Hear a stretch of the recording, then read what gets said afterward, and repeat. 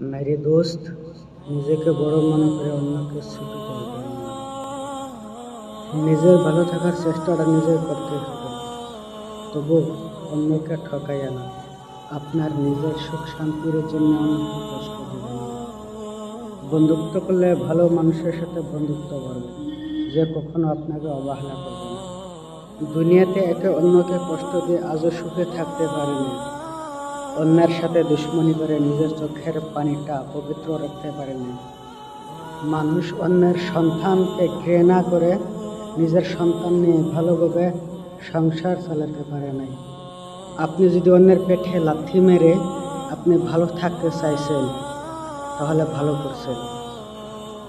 তারপরে বলছি, আপনার মা যদি ভালো একজন সৎ নারী হয়ে থাকে, আপনার মার কাছে থেকে শিক্ষা নেন।